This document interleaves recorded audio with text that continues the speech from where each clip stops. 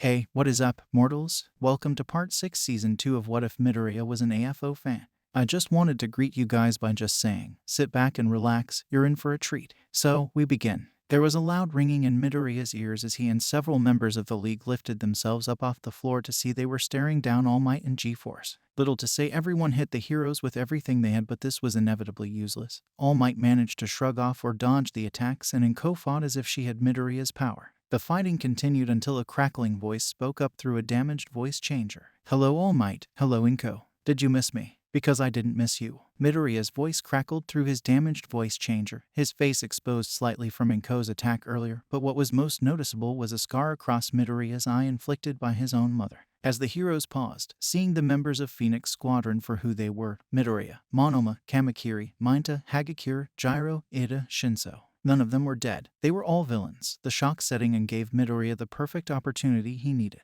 Snapping his fingers at All Might, the symbol of peace was brought to his knees under the immense pressure of Midoriya's telekinetic quirk. Inko was blasted by the waves of telekinesis just as she was all those years ago, but once again she remained unfazed. Inko would not yield to her own quirk. Inko was unable to attack her own son. She couldn't lose him, not again. Thoughts raced through her mind as Inko saw her baby boy floating over All Might, a hand outstretched towards him. Blue telekinetic flames burning in his hands. That look in his now scarred eye told Inko everything she needed. Her son was gone.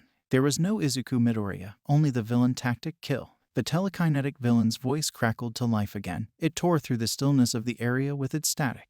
All Might, you know it's funny you could have survived this encounter if you kept your quirk, but now you're just a loose end to eliminate for my idol. And why does this feel so familiar? Oh yes, the USJ, and we both saw what happened when I was holding back using normal fire. I wonder if there will even be bones left after I'm done. Ragnarok. Kill Inko, she is of no use to us. Tactic Kill's hands crackled with fire as the league reassembled. Hisashi looked at Inko, growling before looking towards Midoriya. Inko. Kill Inko. My Inko. Hisashi roared as he jumped not at Inko but at Midoriya, pinning him to the ground, disabling his telekinesis and telekinetic flames. The other Namu charged at Hisashi only for the monstrous man to roar at them. Bowing their heads, the other Namu began retreating from the fight. Been training to do that. I am free man, not Namu or slave anymore. Hisashi do what should have done long ago. You will die, Izuku. Midoriya looked at the monster of his own creation with a look of genuine fear as a heavy fist wrapping in muscle fibers prepared to crush his head, only for Inko to pull Hisashi's arm away from her son. Hisashi, that's you, isn't it? If you understand me and still care even a little, please don't kill Izuku, just knock him out so we can arrest him, please, I'm begging you. Hisashi grunted at his ex-wife, nodding as he looked at her with intelligence and humanity returning to his once cruel, monstrous eyes. However, during their conversation they failed to notice Shigaraki, Toga and Dabai had moved into attack positions. A knife slashed across Inko's shoulder and curved around in the air, slashing her other shoulder, then it returned to Toga's hand. Whilst Shigaraki grabbed Hisashi by the arm he was holding Midoriya by, and Dabai blasted into David's lab with his flames. Ha, remind me to thank the old man for the new quirk Zuku. Makes getting blood so much better. Just wish I could get Stanny's quirk too. Toga laughed as she jumped at Inko, slashing madly at the telekinetic hero and mother. Magni aimed her magnet at Inko, causing her to be magnetized. Then she proceeded to magnetize All Might, slamming both the heroes into each other. Hisashi roared out in agony as he was forced to slash his own decaying arm off before his entire body began to disintegrate, but little did it matter as the arm slowly regenerated.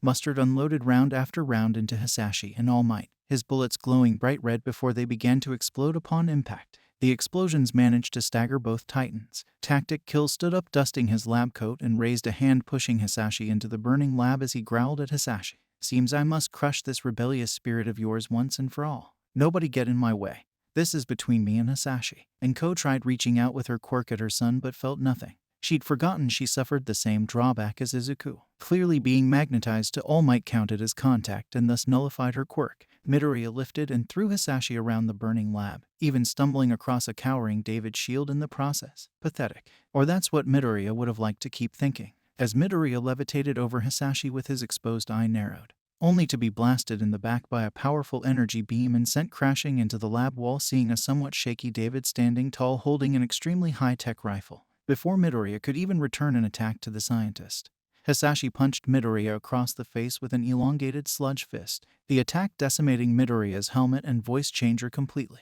David's shield gave a hesitant thumbs up before Hisashi leaped away at Midoriya again. Elsewhere, the rest of their league had their hands full dealing with Inko, All Might, and a one-for-all charged Melissa. Twice looked up, seeing the trouble Midoriya was in fighting both David and Hisashi. Time to pony up on his debt to Midoriya for pulling him through a dark time with that speech of his at the sports festival. Creating a clone of Midoriya, all Twice had to do was point, and the identical clone of Midoriya saw and understood the situation. Thanking Twice, he flew into the room, pushing Hisashi off the original Midoriya and pulling the rifle from David and floating it towards Twice. "I got you back, boss. Oh, pretty gun. It looks like some sci-fi crap," Twice chanted as he grabbed the gun and fired the concentrated energy blasts at All Might, which combined with Mustard's explosive projectile quirk brought the symbol of peace to his knees again. He was running out of time.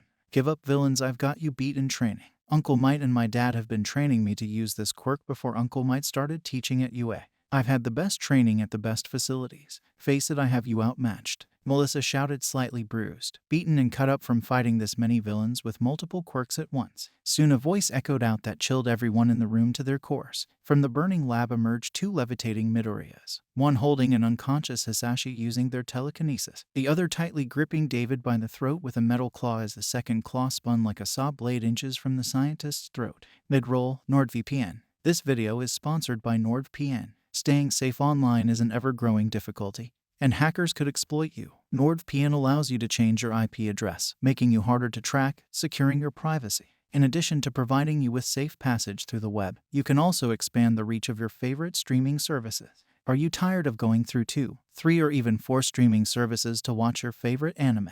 Well, with NordVPN, you can change your country and be able to binge shows like My Hero Academia, Naruto, and many others on your favorite streaming service with just a press of a button. Check out the link in the description to get 72% off when buying for 2 years divided by $3.29 a month. This deal is for a limited time. And thank you to NordVPN for sponsoring this video. Is that so, Miss Shield? From my perspective, it would seem we have you outmatched. Now both you and All Might are to surrender to us, or David here will get a bit more than just a visit to the Tactic Kill Barber service. As for you and Co, I'll give you one chance since you did me the kindness of raising me as a loving mother, even if you lied to me for years. Run. Grunting, the duo of Melissa and All Might yielded, but Inko stood her ground in spite of Midoriya's mercy. So be it. I suppose a battle between mother and son was inevitable. Compress, you know what to do with Melissa and All Might. Now then, Inko. It's time to, before Midoriya could even attack his mother, a loud scream finished his sentence for him. Die. Bakugo roared as he slammed an explosive palm into Izuku's back, pinning the teen to the ground. Bakugo's eyes welling up as he tried to push his emotions aside whilst attacking Midoriya. Kicking into the Midoriya clone that held David's shield, Aizawa destroyed it with minimal effort, and with equal skill he grappled Inko in his capture scarf, pulling her towards himself and the student. Endeavor and Shoto combined their flames against Dabai. The combination kept Dabai's blue fire at bay. Quickly, Vlad King grabbed Melissa and David out of the combat zone as All Might and Bakugo held off the League and Midoriya. Young Bakugo, fall back. Make sure Melissa and everyone else gets off the island. I'll hold these villains off. I'll be right behind you. Bakugo grunted as he dodged Midoriya's claws before finally using his explosions to blast away after the retreating students and heroes, leaving All Might to face the League alone. Now I can really let loose, villains. This fight is over. Why? A dark voice echoed out from behind All Might before he was punched towards a smirking Midoriya. Because I am here. All Might. The voice of All For One laughed as Midoriya pushed down on All Might using his telekinesis aided by All For One's own telekinetic quirk stolen from Inko so many years ago. The symbol of peace began to cough blood and shrivel into a skinny shell of his former self as he looked up at the grinning Midoriya, scowling. I lost your helmet signal. Tactic kill, so I prepared myself to come and check on you all. I see you all had things in hand though, even if you've all taken some damage. Granted, I am slightly annoyed at myself that I couldn't come sooner.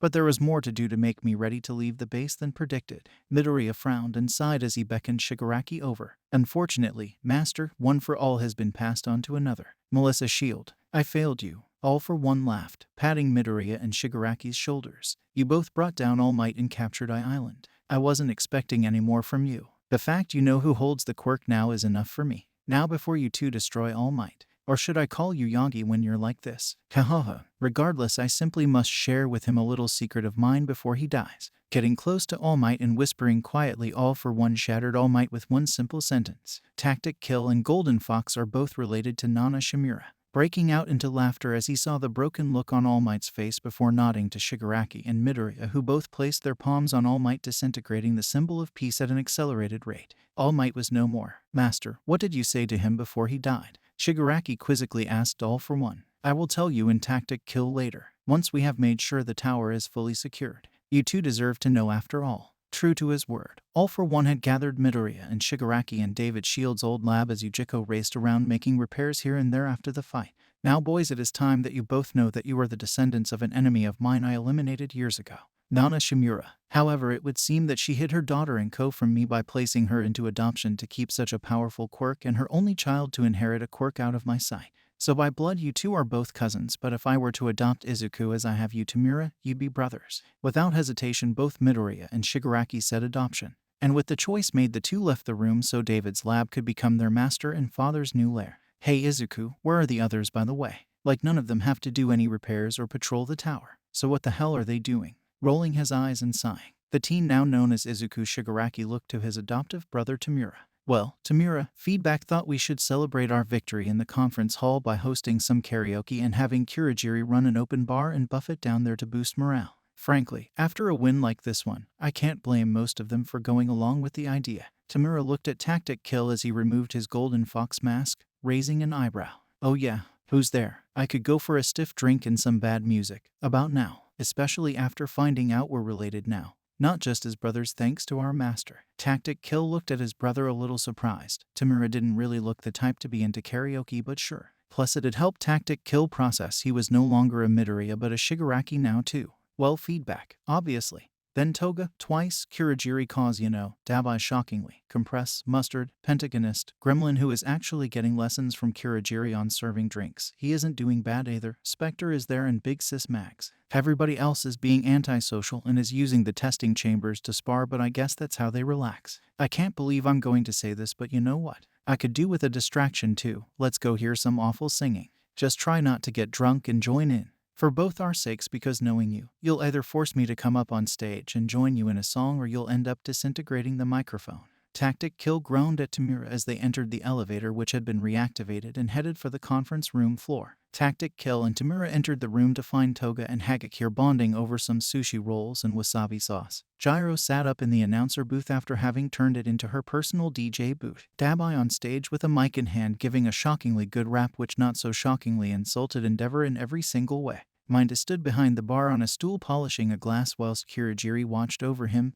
arms crossed. Mustard sat at a table just watching Dabai rap and chatting with Twice and Monoma. Magni sat at the bar drinking some pink gin.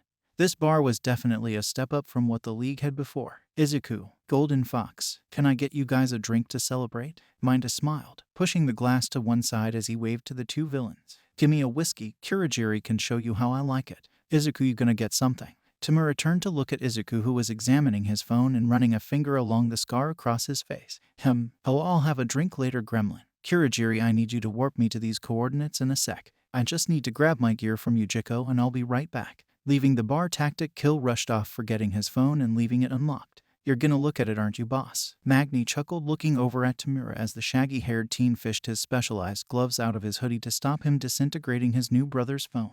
Of course I am. I'm his big brother now. I'd be failing as a sibling if I didn't invade his privacy from time to time. This answer got mixed looks from Magni, Kurogiri and Minda. Whilst on one hand they were happy All For One must have adopted Izuku, meaning they couldn't call him Midoriya anymore, but they couldn't call him Shigaraki since that'd get confusing fast. Well, you're brothers now. Cool. So what do we call you two when not using villain names or first names since you're both called Shigaraki? Oh, and check his phone to see if he's speaking with any girls. Minda quickly felt a misty clap around the back of his head reminding him to start acting like a gentleman or he'd be on dish duty for the next week. That's the first thing I'm checking for, little man. As for what to call us, let's figure that out when Izuku gets back here. Oh Shii, we got one. Who the hell is Minami Aba? Wait, let me check his villain numbers. Holy hell, Izuku has been networking. Let's see. La Brava, Gentle Criminal, Skeptic and Chronostasis. I don't know any of these people. As Tamura's finger hovered over one of the names, he froze as a voice spoke up behind him. Almost dropping the phone on the floor as he yelped, Tamura spun around in the chair to see what he assumed was an angry Tactic Kill, who was floating his phone back to him. I was bored, Izuku. What do you expect? Plus, I'm your brother. I deserve a free pass on shit like this every now and again. Oh, by the way, Short Stuff wants to know what to call us since we share a second name now. Sighing, Tactic Kill just shrugged. I don't know. Why don't we call you Tamura or Golden Fox and people can call me Izuku or Tactic Kill? Less confusing then. Now if you don't mind, I have to see a contact of mine and hopefully get us 2 new recruits. Kurogiri. The warp gate opened in front of Tactic Kill as he strolled through, humming a tune through his voice changer. Tactic Kill sat across from a short woman and a well-dressed man. The villain duo, La Brava and Gentle Criminal, sipping some lovely golden tips imperial tea from an all-too-familiar teacup. Gentle Criminal smirked and tapped the cup. Nezu's favorite teacup. Good work, Gentle Criminal. At the League, I can promise you we won't make you do anything you're uncomfortable with, and your name will join ours in not just the history books but legends among the generations to come. Miss La Brava, were you successful in completing your test? Without hesitation, La Brava spun around her laptop, which displayed blueprints for 2 highly advanced robot designs by a Meihatsu. The first titled UA Security Drone Vitwo and UA 4-pointer. I also went a little above the call of duty. This girl had blueprints of your support gear, so I decided to delete all traces of your stuff from UAS database. Not a single byte of info remains. La Brava smiled proudly at Tactic Kill, who gave a nod and typed into his phone that he needed a warp gate back to Island. When Tactic Kill and his 2 new allies walked through the gate, they were a little surprised to find everyone gathered around a cowering girl with goggles. Please, I'm telling you, Mr. Tactic Kill will vouch for me. Please don't kill me. Tactic Kill slowly pushed his way through the group and loomed over the girl. Can I now? Strange, I don't know or recognize you in any way, shape, or form. Turning around and facing Tactic Kill, the girl got up and bowed as if she had been blessed by her lucky stars. Oh, thank God. Sir, I'm Meihatsu of the MLA. I operate as one of Mr. Skeptic's spies. It's my job to spy on UA for him as a support course student. Tactic Kill looked at Mei, frowning beneath his helmet as if waiting for something. Oh damn it, I always forget the passcode, especially when I meet someone like you. Oh yeah, Distro Falls. Tactic Kill looked at Mei, caught off guard that she was telling the truth. Redistro rises. She's okay, guys. She's on our side. Well, on an ally's side, but that ally looks favorably on us, so we have no issues here. Outro. Thank you all for indulging yourselves in all this information thus far. I hope you enjoyed it. Now, there are a few more things that I'd like to go over before the video ends. Firstly, if you're in the mood for some great storytelling, We The Celestials has got you covered. Are We The Celestials, My Hero Academia, and Naruto What If channels retell the story of their namesake anime with a twist. Check it out if you're interested. Secondly, on behalf of We The Celestials, I'd like to thank everyone involved in the production of today's awesome content. Their details can be found in the description below. Lastly, if you're interested in what we do here at We The Celestials, then I'd like to extend you an invitation to join the team. The only caveat being that we only accept members from 16 years and up to join our crew. You can sign up for whichever category fulfills your interests by joining the recruitment Discord using the link in the description below. We're always looking for members to join us. Well, that's it from us for today's video. So thank you all for watching and have a great day.